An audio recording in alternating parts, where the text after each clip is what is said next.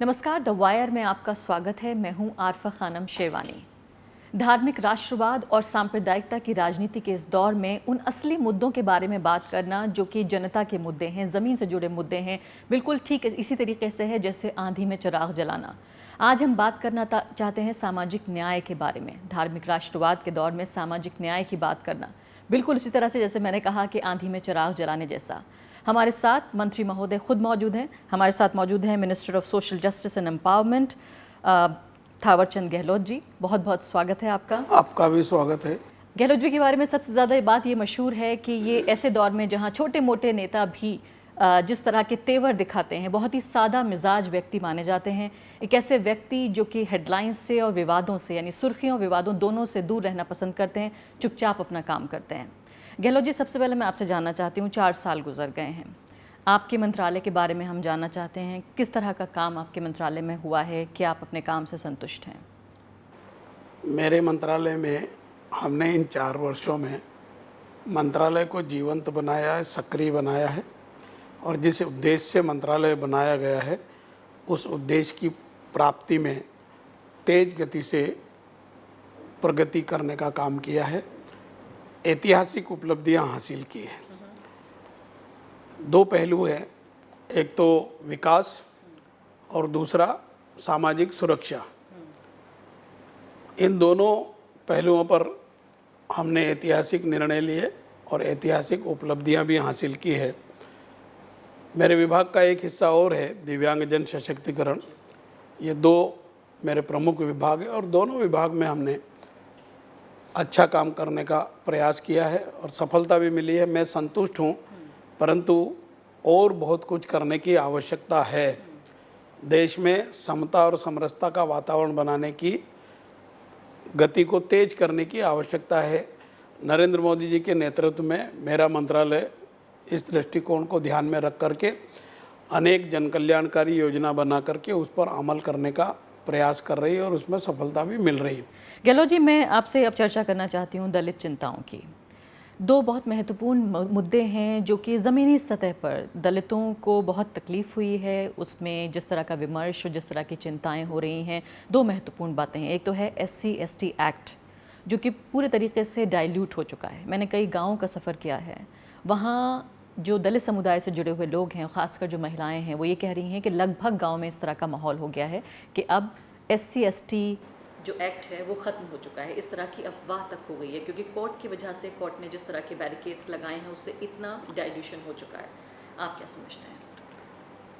आपने इतनी जानकारी देते हुए प्रश्न के दौरान ये कहा है कि ऐसी अफवाहें फैल गई। वास्तव में अफवाहें फैली है, इस कारण से इस प्रकार की धारणा बनी है। ये बात भी सही है कि नरेंद्र मोदी जी की सरकार बनने के बाद उनके निर्देशानुसार हमने एट्रोसिटीज़ एक्ट को मजबूती देने का काम किया है।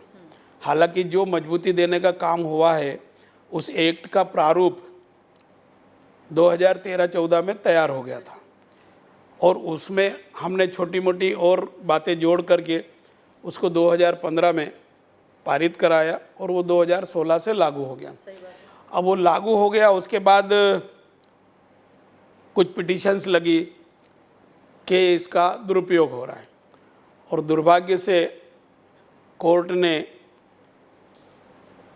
ऐसे कुछ आंकड़े प्राप्त किए और उसमें ये पाया कि एट्रोसिटीज़ एक्ट के अंतर्गत बहुत सारे केस फॉल्स पाए गए और फॉल्स पाए गए उसका एक उन्होंने जानकारी प्राप्त की क्राइम रिकॉर्ड ब्यूरो के माध्यम से और उसका रेफरेंस भी दिया और एक निर्णय दे दिया कि एट्रोसिटीज़ एक्ट में इसका दुरुपयोग हो रहा है, इसलिए FIR दर्ज करते समय अगर कोई FIR दर्ज कराने आएगा तो सामान्य केस में और एट्रोसिटीज़ एक्ट में अभी तक सीधी FIR दर्ज होती थी, बाद में इन्वेस्टिगेशन होता था और अपराधी की गिरफ्तारी हो जाती थी। अब अंकुश लगा दिया कि FIR दर्ज करने के पहले भी वो इन्वेस्टिगेशन करें और इस निष्कर्ष पर पहुंचेंगे कि हाँ ये कुछ अपराध बनता है तो FIR दर्ज करें, अन्यथा न करें। 1000 के फ़ायदे के लिए 13,000 लोगों को दंड मिलेगा, क्योंकि उनको न्याय शीघ्र मिलना चाहिए, सुलभ मिलना चाहिए, सस्ता मिलना चाहिए, वो नहीं मिल पाएगा। आपके आर्ग्यूमेंट्स तो अपनी हमने ये जगह हैं। आर्ग्यू जी, किया आपके है और आर्ग्यूमेंट्स हमको अपनी जगह उम्मीद हैं। है कि वो एज इट इज जैसा हमारा एक्ट है उसके अनुकूल ही फैसला आएगा, और अगर नहीं आएगा तो सरकार ने सैद्धांतिक निर्णय भी ले रखा है कि हम ऑर्डिनेंस जारी करेंगे। लेकिन आपको ये नहीं लगता कि जो पहले से ही जनता में जो मैसेज जा रहा है वो ये कि बीजेपी उतना नहीं कर रही है, केंद्र सरकार उतना नहीं कर रही है जो उसे करना चाहिए, इतनी देर क्यों लग रही है इस ऑर्डिनेंस बीच लाने में? में मैं यही बताने जा रहा था, योग संयोग गलत धारणा पैदा करने की कोशिश की, और विशेषकर विरोध पक्ष में भी देश की सबसे राजनीतिक पार्टी के मुखिया द्वारा उन्होंने कहा ये तो समाप्त हो गया, तो नष्ट हो गया, इस प्रकार का कह दिया। लेकिन गहलोत जी, जो जातियों का इक्वेशन है गांव के स्तर पर वो बदल रहा है, जबकि क्योंकि जो प्रभावी और डोमिनेंट मजबूत जातियों के लोग हैं पहले से ही वो खुद ये अफवाह फैला रहे हैं कि अब तुम लोगों को वही दौर वापस आ चुका है जो इस एक्ट से पहले का दौर था और तुम लोग सुधर जाओ। मैंने खुद गांव में जाके यही आपकी तस्वीर बात देखी से है। मैं सहमत हूँ, परंतु ये स्थिति तब बनी जब विरोध पक्ष ने सकारात्मक भूमिका निभाने की बजाय नकारात्मक भूमिका निभाई और दुष्प्रचार किया कि अब ऐसा ऐसा हो गया है और अब ऐसा ऐसा होगा। चलिए विपक्ष की बात तो मान हाँ, लेते हैं। तो 2 अप्रैल की जो हिंसा हुई, मैं बता रहा हूँ ना, 20 तारीख को फैसला आया, हमने 21 तारीख को देखा, उसकी कॉपी निकाली, विधि मंत्रालय से राय ली, और 23 तारीख से मैं और रविशंकर जी जो विधि मंत्री हैं, हम दोनों लगातार मीडिया के माध्यम से, समाचार पत्रों के माध्यम से ये कहते रहे हैं कि सुप्रीम कोर्ट ने एक्ट को वैलिड बताया है और उसकी कुछ धाराओं पर अंकुश लगाया है। ये जो अंकुश लगाया है इसको हम समाप्त करवाने का प्रयास कर रहे हैं, और अगर ये फैसला अनुकूल नहीं आया तो हम ऑर्डिनेंस जारी करेंगे। ठीक है, वो आपकी बात ये समझ कहा, गई। उसके बाद भी इसका दुष्प्रचार होता रहा, दुर्भाग्य से फिर धारणा ऐसी बन गई कि हम कुछ नहीं कर रहे हैं। लेकिन क्या इसका नुकसान आपको नहीं हो रहा है? जबकि इतनी जल्दी हमने कार्रवाई की है, ऐसे कभी भी नहीं हुई है। क्या इसका राजनीतिक आपको नुकसान नहीं हो रहा है, या फिर इस बात पर अभी आता हूं। एक सोच ये भी है इस कि बात पर मैं अभी आता हूं। नहीं, एक सोच ये भी है कि जो 2 अप्रैल की हिंसा हुई, हिंसा के बाद की जो पूरी तस्वीर बनी, मैं पश्चिमी उत्तर प्रदेश में जाके दौरा करके आई हूँ गाँव का, वहाँ एक ये इस तरह की धारणा बन रही है कि शायद बीजेपी ने ये सोच लिया है कि अगर दलित वोट 2019 में उसको नहीं भी मिला तब भी कोई बात नहीं है, जो बाकी कास्ट इक्वेशंस हैं, जो बाकी जातीय समीकरण है वो हमारे फेवर में चले जाएंगे। तो क्या ये बीजेपी में एक अंडरलाइनिंग थिंकिंग है? आपकी इस बात से सहमत नहीं हूँ। मैं स्पष्ट कहना चाहता हूँ कि भारतीय जनता पार्टी जनसंघ के समय से हर वर्ग को समता और समरसता का अधिकार देने के लिए तत्पर है। नहीं, चलिए आपकी इस भावना की मैं कदर करती हूँ। मैं आपसे जानना चाहती हूँ, इसी का मेरा अगला सवाल ये है। पहली बात तो 2 अप्रैल के बाद की हिंसा में जो लोग इन्वॉल्व थे उनके ऊपर कार्रवाई को लेकर इतना ढिलाई, इतनी नरमी क्यों है? दूसरी बात कि वाकई अगर जनसंघ उस वक्त और बीजेपी अब अगर कमिटेड हैं कि वाकई जो दलित या आदिवासी समुदाय से जुड़े हुए लोग हैं या ओबीसी समुदाय से जुड़े हुए लोग हैं उनको पार्टी में जगह देनी है, राजनीति में जगह देनी है, तो सारे उच्च पदों पर पूरे पार्टी स्ट्रक्चर में एक भी दलित व्यक्ति क्यों नहीं है? भारत का राष्ट्रपति, सारे पदों पे देखिए, पार्टी स्ट्रक्चर। मैं पार्लियामेंट्री बोर्ड का मेंबर आपके सामने बैठा हूं। पार्लियामेंट्री बोर्ड नहीं, मैं पार्टी स्ट्रक्चर की बात करी, बीजेपी सारे पदों पे जो बैठे हुए पार्टी स्ट्रक्चर का ही हिस्सा है। आपको अगर जानकारी नहीं है तो मैं देना चाहता हूं, भारतीय जनता पार्टी का पार्लियामेंट्री बोर्ड पार्टी का सर्वोच्च इकाई है और उसका मैं मेंबर हूं लगातार 5वीं बार, 4 बार राष्ट्रीय महामंत्री ही हूं। हमारे रामनाथ कोविंद जी पहले प्रवक्ता थे, अभी सोनकर शास्त्री जी हैं, और राष्ट्रपति भारत के अनुसूचित जाति वर्ग के हैं। और पार्टी के पदों पे आपको कोई समस्या नहीं है कि पार्टी के जो पदाधिकारी हर जगह हमारे राज्यों में और इधर उधर सब दूर एक न एक पदाधिकारी महामंत्री के रूप में और बाकी उपाध्यक्ष और मंत्री के रूप में है। आप जरा जानकारी प्राप्त कर लें। भारतीय जनता पार्टी में केंद्रीय इकाई पर भी पदाधिकारी थे। तो जितने आपका प्रतिनिधित्व है आप उससे खुश हैं कि भारतीय जनता पार्टी ही एक ऐसी पार्टी है जिसके विधान में विधान में लिखा होने के बावजूद नहीं है ना, बहुत बड़ी खबर छपी अरे है, है ना, इसी पे खबरें छपी है अरे कि विधान में होने के ये बावजूद रामशंकर जी कठेरिया है ना, हाँ, ये महामंत्री थे, विधान जब आयोग के अध्यक्ष बना दिए तो अभी बीच में थोड़ा गैप हुआ, और नहीं तो हर राज्य में एक महामंत्री है।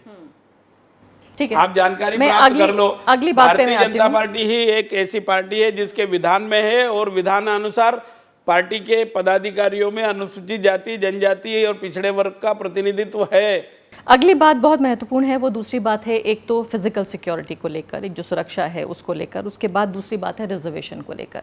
एक दूसरी जो बड़ी धारणा फैल रही है दलित समुदाय के अंदर, आदिवासी समुदाय के अंदर, वो ये है कि रिजर्वेशन को इनइफेक्टिव बनाने की कोशिश है, यानी कि कागज़ पे पता चले कि आरक्षण है, लेकिन जब आरक्षण आप लेने जाएं तो ना हम मिले। मैं उसकी मिसाल आपको देना चाहती हूँ। यूजीसी का डायरेक्टिव है 5 मार्च 2018 का, जिसके मुताबिक डिपार्टमेंट को यूनिट बना दिया गया है यूनिवर्सिटी के अलावा।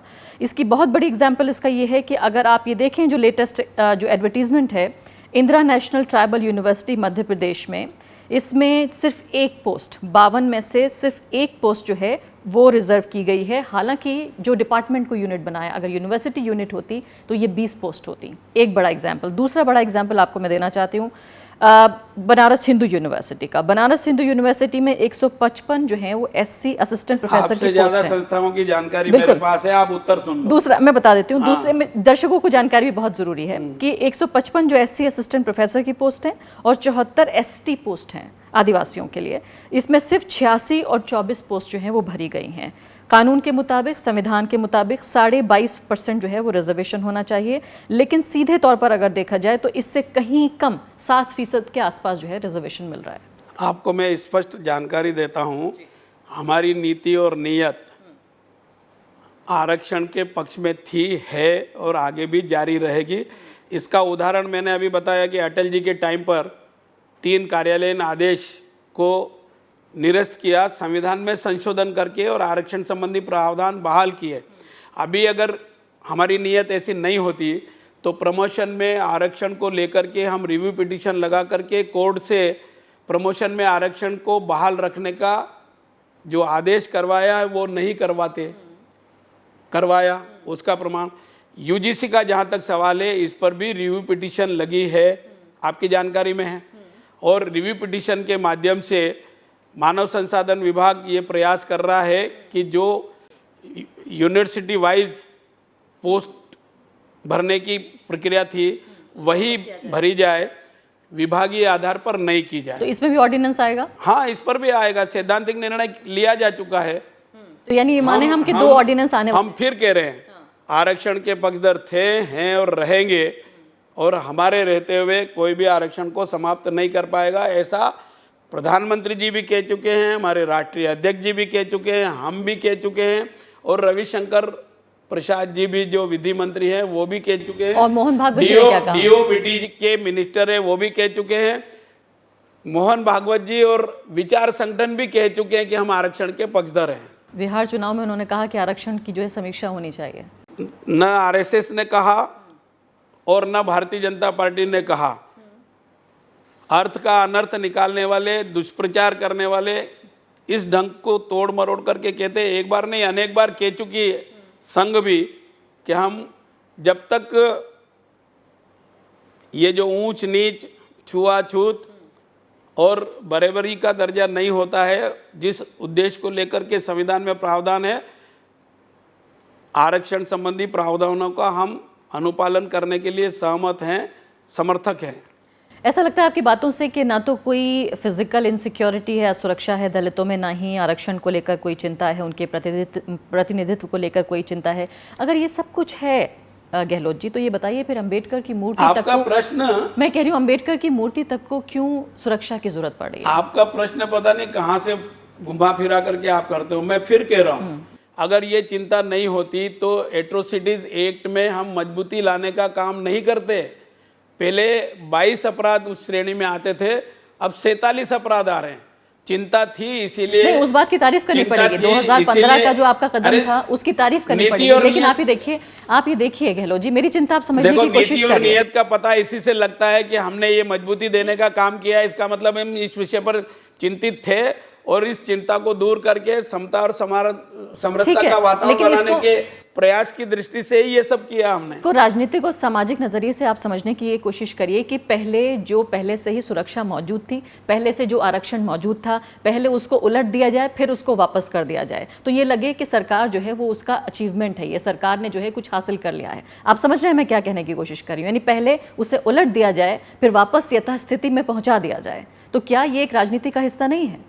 और दूसरा सवाल भी मेरा, आप नज़रअंदाज नहीं करिए कि अगर ऐसी बात है तो क्यों अंबेडकर को भी सुरक्षा की जरूरत पड़ी है, क्यों उन्हें कैद में रहना पड़ रहा है? न अंबेडकर जी कहीं कैद में है, न दूसरे महापुरुष कहीं कैद में है।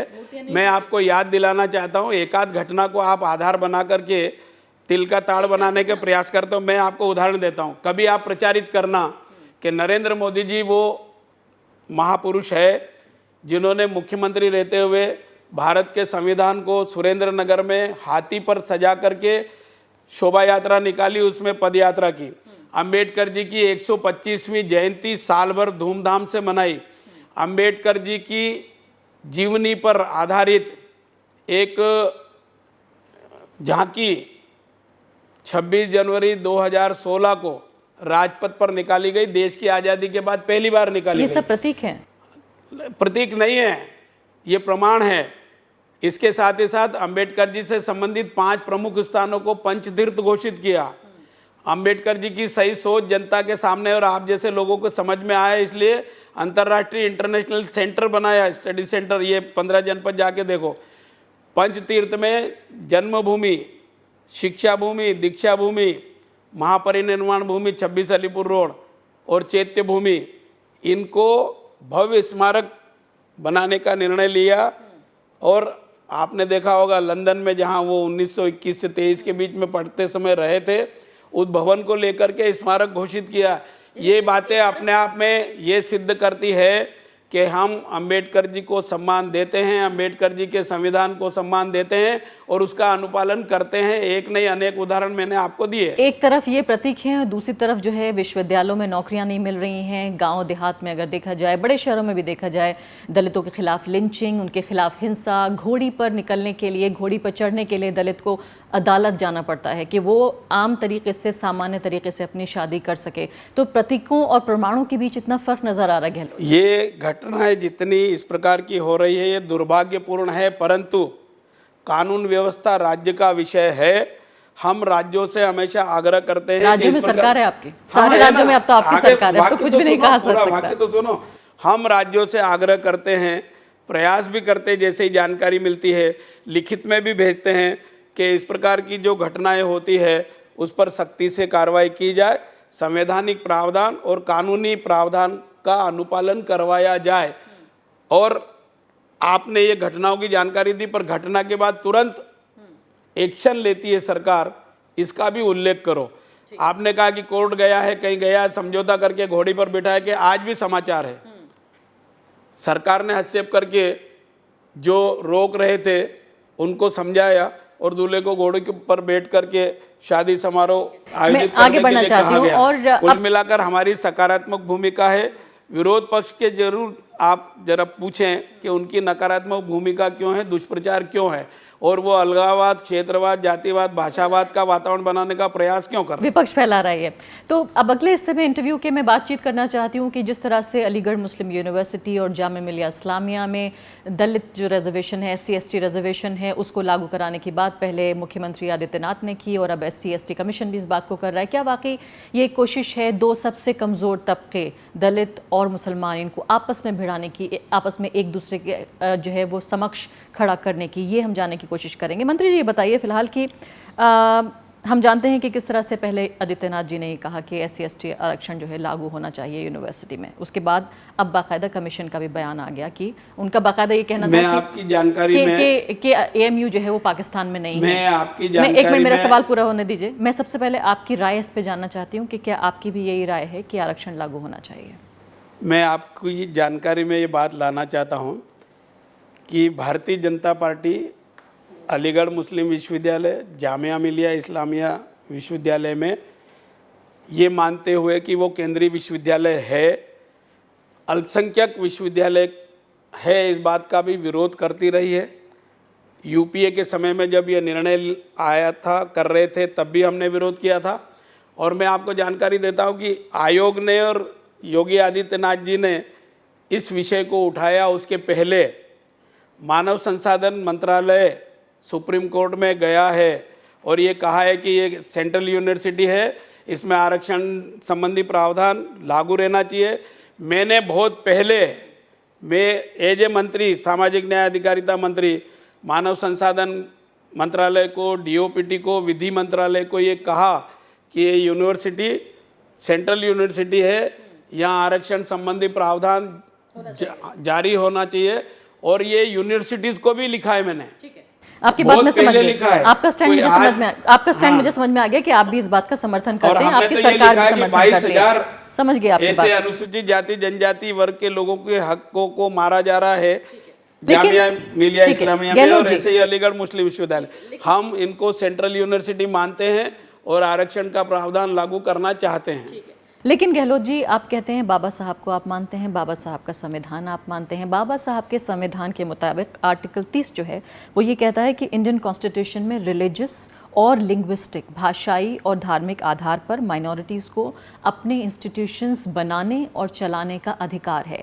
और ये दरअसल कोई ऐसा प्रोविज़न नहीं है जिसको अमेंडमेंट ला के आप ख़त्म कर सकें। ये जो स्पिरिट है कॉन्स्टिट्यूशन की, जो बेसिक प्रिंसिपल्स हैं कॉन्स्टिट्यूशन के, दरअसल उसका ये हिस्सा है। और हमारे दर्शक ये जान के हो सकता है थोड़ा हैरान भी हों कि दरअसल ये एक जो प्रिविलेज है, ये सिर्फ जो भाषाई आधार या धार्मिक आधार पर लोग हैं, सिर्फ मुस्लिम या क्रिश्चियन या इन्हीं लोगों को नहीं मिला, बल्कि अगर तमिलनाडु में, अगर उत्तर प्रदेश का कोई व्यक्ति जाकर वहाँ हिंदी स्कूल खोलता है तो वहाँ भी उसको माइनॉरिटी स्कूल या माइनॉरिटी कॉलेज का दर्जा मिलेगा।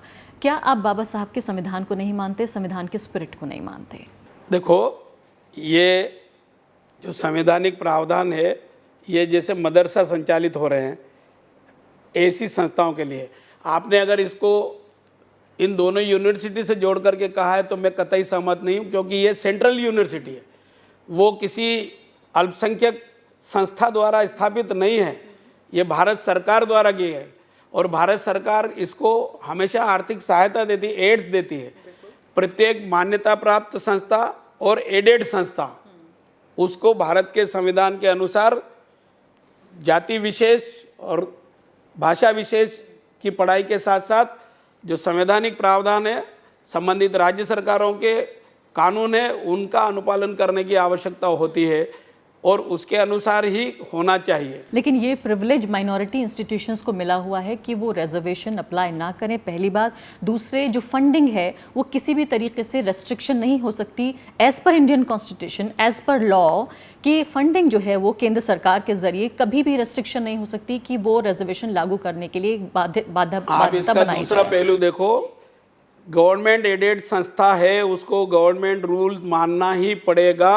वो उस संविधान धर्म, हाँ मैं कह रहा हूँ संवैधानिक प्रावधान कह रहा हूँ, आर्टिकल 30 जो है कहता है संवैधानिक प्रावधान के दायरे में है ये। हाँ, मैं उसी की बात कर रही हूँ, मैं संविधान का हवाला दे रही हूँ। एडेड संस्था को भारत के और राज्य सरकार के नियमों का पालन करना अनिवार्य है, चाहे वो मदरसा हो या और कोई किसी संगठन द्वारा या और किसी धर्मावलंबी द्वारा बनाई गई संस्था हो। अगर वो एडेड है हाँ। और मान्यता प्राप्त है तो उनको रूल्स रेगुलेशन का पालन करना ही है। लेकिन गहलोत जी, मैं रूल्स रेगुलेशन के लिए ही कह रही हूँ कि रूल्स रेगुलेशन, संविधान ये कहता है कि फंडिंग रेस्ट्रिक्शन नहीं हो सकती और माइनॉरिटी इंस्टीट्यूशन को ये अधिकार है। 2013 तक ये अधिकार था कि 50% वो सीटें रिजर्व कर सकते हैं। 2013 के बाद से अब तक 90% तक वो रिजर्व कर सकते हैं। आप ये सोचिए। दूसरा आपको उदाहरण देना चाहती हूँ, ये मान लेते हैं, मैं फिर कह रहा हूँ, ये मैं कहती हूँ, ये मान लेते हैं कि आरक्षण लागू हो गया। मेरा दूसरा आर्गुमेंट सुन लीजिए। मैं फिर कह रहा हूं कि गवर्नमेंट एडेड और मान्यता प्राप्त संस्था है, अगर एडेड है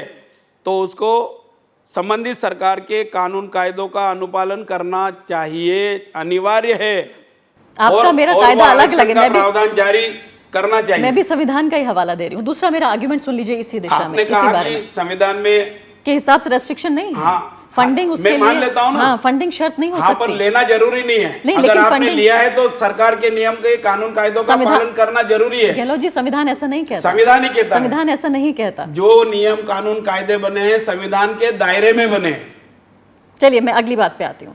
अगला सुप्रीम आर्ग्यूमेंट कोर्ट ये ने है, उन कानूनों को वैलिड करार ठीक दे है, रखा है। अगला आर्ग्यूमेंट ये है कि मान लेते हैं कि अलीगढ़ मुस्लिम यूनिवर्सिटी में 50% वो अपने इंटरनल जो यूनिवर्सिटी के लोग हैं, चूंकि एक माइनॉरिटी इंस्टीट्यूशन है, उसको वो रिजर्व कर लेते हैं। 50% सीटें बची हैं, 50% सीटों में 27% ओबीसी को और बाकी बचाया हमने दे दिया 22.5% SC ST को।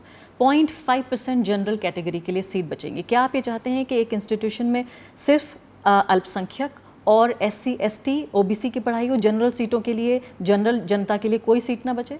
देखो, मैं फिर कह रहा हूँ, आप ये उनको अकल दो कि भारत के संविधान में जो प्रावधान है उसके आधार पर सुप्रीम कोर्ट ने तय कर दिया कि 50% से ज़्यादा आरक्षण मिलेगा ही नहीं। उन्होंने एक ही वर्ग के लोगों को 50% आरक्षण दे दिया। ये घोर अन्याय है अन्य वर्गों के साथ। नहीं, अलीगढ़ में मुस्लिम रिजर्वेशन नहीं है। और आपको थोड़ा सा मैं ये बता देती हूँ। हमारा तो सीधा कहना है कि हम इसको सेंट्रल यूनिवर्सिटी मानते हैं और सुप्रीम कोर्ट से हमने आग्रह किया है, अगर आग्रह के अनुसार फैसला नहीं आएगा तो इस पर भी भारत सरकार ऑर्डिनेंस वगैरह जारी करने का विकल्प खुला मान करके आगे कार्रवाई करेगी। चलिए, अच्छी बात है कि आप जो हैं वो तीसरा ऑर्डिनेंस, अभी इसी बातचीत में चर्चा में तीसरे ऑर्डिनेंस की बात आ गई है। मध्य प्रदेश में चुनाव होने वाले हैं, आप मध्य प्रदेश से आते हैं, किस तरह की चुनावी तस्वीर आपको मिल रही है वहाँ से? और ख़ासकर मैं ये जानना चाहती हूँ कि अभी हाल ही में जो विवाद हुआ कि साधु संतों को जो है वो मंत्री पद दे दिया गया, मंत्री का दर्जा दे दिया गया, इसको लेकर आप क्या सोचते हैं?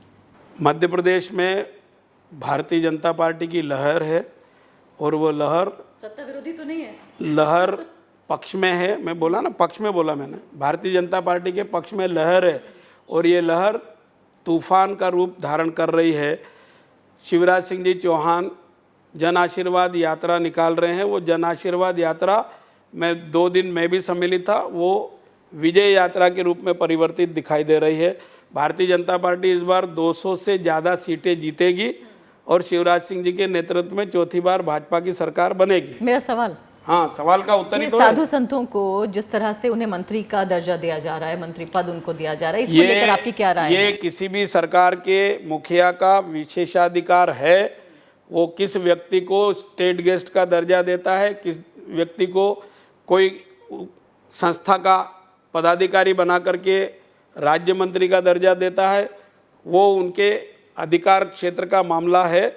शिवराज सिंह जी ने सोच समझ करके उचित निर्णय लिया। ये जनता के अधिकारों में हस्तक्षेप नहीं है? कहीं कि कुछ नहीं है। जिसका एडमिनिस्ट्रेशन संवैधानिक प्रावधान के अंतर्गत बने हुए कानून और मुख्यमंत्री के अधिकार का अनुपालन करना गलत नहीं है। शिवराज सिंह जी ने लेकिन गहलोत जी, ये पब्लिक मनी काम किया, ये जनता का पैसा है, ये जनता का पैसा है। जनता का पैसा, जनता का जो प्रिविलेज है, वो कैसे कोई सरकार बिना जनता की मर्जी के, जिन्हें लोगों ने चुना नहीं है, उनको किस तरह से वो भी सेवा कार्य में लगे हैं, भिन्न भिन्न माध्यम से, भिन्न भिन्न तरीकों से। क्या उन्हें एडमिनिस्ट्रेशन का, राजनीति का कोई तजुर्बा है? एडमिनिस्ट्रेशन जनता की सेवा करने के लिए